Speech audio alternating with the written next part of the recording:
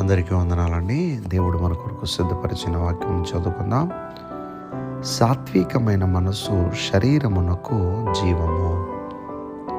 ప్రియ దేవుని బిడ్డలారా, బైబిల్ మనము చదవటం అలవాటు చేసుకున్నట్లయితే చాలా విషయాలు మనకు అర్థమవుతాయి.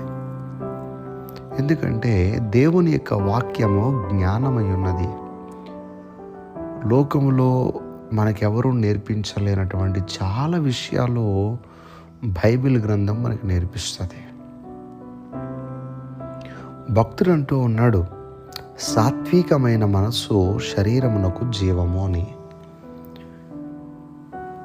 ఎవరైనా ఒంట్లో బాగోలేనప్పుడు హాస్పిటల్కి వెళ్తే హాస్పిటల్లో టెస్టులు అన్నీ చేసి టెస్టులో ఏమీ రాలేదమ్మా అని డాక్టర్ గారు ఏం చెప్తారంటే, ఎక్కువగా నువ్వు చింతపడుతున్నావు, డిస్టర్బ్ అవుతున్నావు, నువ్వు ఏది ఎక్కువ ఆలోచించుకో అని చెప్తారు.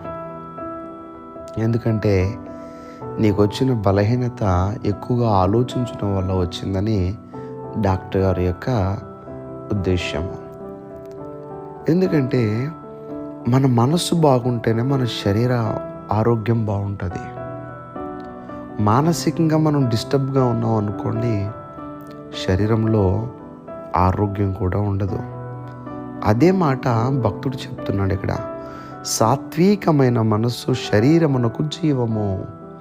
నువ్వు ఎప్పుడైతే సాత్వికమైన మనసుతో ఉంటావో, ఎటువంటి డిస్టర్బెన్స్ లేకుండా చక్కగా ఫ్రీగా ఏదైనా నాకెందుకు పర్వాలేదులే, ఏం కాదులే, నా ప్రభు నాకు తోడుగా ఉన్నారు అని నీ భారం, నీ చింత దేవుని పైన వేసి నువ్వు ధైర్యంగా సాత్వికమైనటువంటి మనసుతో ఉండగలిగితే శరీరమునకు జీవం అంటది.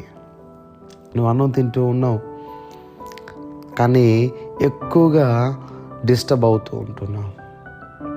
సాత్వికమైనటువంటి మనసు నీ దగ్గర లేదు, ఎక్కువగా డిస్టర్బెన్స్ వస్తూనే ఉంది. అప్పుడు ఏమవుతుందో తెలుసా, నువ్వు తిన్నది నీ శరీరానికి వంట పట్టదు.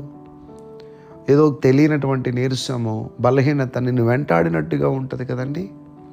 అందుకని దేవుని వాక్యం మాట్లాడుతుంది, సాత్వికమైనటువంటి మనసు శరీరంలో జీవమని.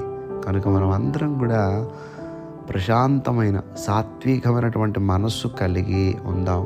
అప్పుడు మన శరీరానికి దేవుని యొక్క వాక్యము ఎంత గొప్ప విషయాన్ని తెలియపరుస్తుందండి. అంటే దేవుడు ఎందుకు రాయించారు ఈ మాటలన్నీ? మనం ఎప్పుడు కూడా గలిబిలి మనసుతో ఉండకూడదు, డిస్టర్బెన్స్ అయ్యేటటువంటి మనసు మనలో ఉండకూడదు. మనం నిమ్మలంగా ఉండాలి అని దేవుడు కోరుకుంటూ ఉన్నారు. కనుక అట్టి సాత్వికమైనటువంటి మనస్సు మనందరికీ కలుగునుగాక. దయచేసి ప్రార్థన చేసుకుందాం. సర్వాధికారి అయిన దేవా, మీకు వందనములు. ఈ రోజు నీ బిడ్డలు వారు పనులు ప్రారంభిస్తూ ఉండగా నీ బిడ్డల పనులకు తోడుగా ఉండి వారి అవసరములన్నిటిని కూడా తీర్చి నీ బిడ్డలు చేపట్టుకుని మీరు నడిపించి ఈరోజంతా సంతోషంగా ఉండేలాగున మీ సన్నిధి తోడు నీ బిడ్డలకి దయచేయమని యేసుక్రీస్తు వారి యొక్క నామం పేరట అడిగి వేడుకుంటూ ఉన్నాం మా పరమ తండ్రి.